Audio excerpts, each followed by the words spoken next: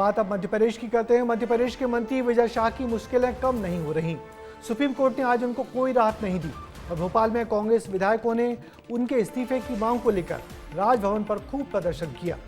उधर प्रदेश सरकार के उप मुख्यमंत्री जगदीश देवड़ा भी आज सेना पर दिए बयान पर दिन भर घिरे रहे। देवड़ा ने मंच से कहा कि पीएम मोदी के आगे सेना भी नतमस्तक है। हालांकि बाद में उन्होंने अपने इस बयान पर खूब सफाई दी। देखिए एमपी के मंत्री के बयान और मोहन यादव सरकार की मुश्किलों को बताती ये रिपोर्ट।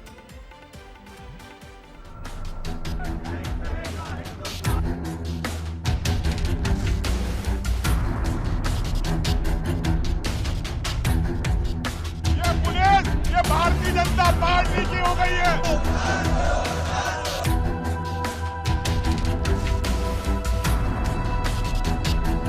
विजय शाह से इस्तीफा लो, सेना का मनोबल फिर बढ़ा दो। इस्तीफा देना होगा, भारत माता की जय कहना होगा। काले कपड़े पहनकर तमाम नारों के साथ आज कांग्रेसी राजभवन पहुंचे थे। विजय शाह की एक विवादित टिप्पणी को कांग्रेस ने बड़ा मुद्दा बना दिया है। नेता प्रतिपक्ष उमंग सिंघार के नेतृत्व में कांग्रेस विधायक राज्यपाल से मिलने पहुंचे।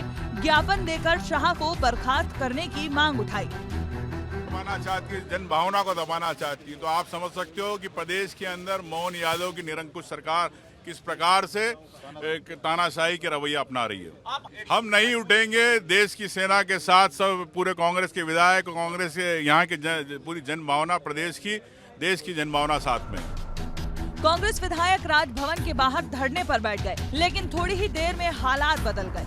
पुलिस ने खदेड़ना शुरू कर दिया। पुलिस ने जबरन उठाया और नेता प्रतिपक्ष सहित तमाम विधायकों को हिरासत में ले लिया गया। यानी जो विधायक कुछ समय पहले विजय शाह को बर्खास्त करने पर अड़े हुए थे, गिरफ्तार करने के नारे लगा रहे थे, वही विधायकों को हिरासत में ले लिया गया।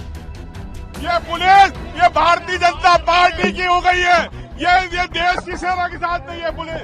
ये जो भारतीय जनता पार्टी की पुलिस हो गई है, ये देश की सेना के साथ नहीं है, देश के जवानों के साथ नहीं है। हालांकि थोड़ी ही देर बाद उमंग सिंघार, जयवर्धन समेत कांग्रेस विधायकों को रिहा कर दिया गया, लेकिन मामला यहां थमा नहीं। मिंटो हॉल में कांग्रेस विधायक आरिफ मसूद अपने समर्थकों के साथ काले कपड़ों में प्रदर्शन करने बैठ गए। इधर कांग्रेस नेता मनोज शुक्ला विजय शाह के बंगले पर बेशर्म का पौधा लेकर पहुंच गए और इस्तीफा देने की मांग पर अड़े रहे। इस्तीफा दो। कांग्रेसियों ने चेतावनी दी है कि अगर विजय शाह का इस्तीफा नहीं हुआ तो वो मुख्यमंत्री निवास का घेराव करेंगे। यानी विजय शाह का मामला बीजेपी के लिए गले की फांस के बराबर बन चुका है। लेकिन इस बीच वित्त मंत्री जगदीश देवड़ा के एक बयान ने कांग्रेस को एक और नया मुद्दा दे दिया है। एक कार्यक्रम में उन्होंने कहा कि पूरा देश, देश की सेना और सैनिक प्रधानमंत्री के चरणों में नतमस्तक है। शब्दों की हेरफेर हुई और नया बखेड़ा खड़ा हो गया तो तुरंत सफाई भी दे दी गई। पूरा देश, देश की वो सेना, वो सैनिक उनके चरणों में नतमस्तक है। उनके चरणों में पूरा देश नतमस्तक है।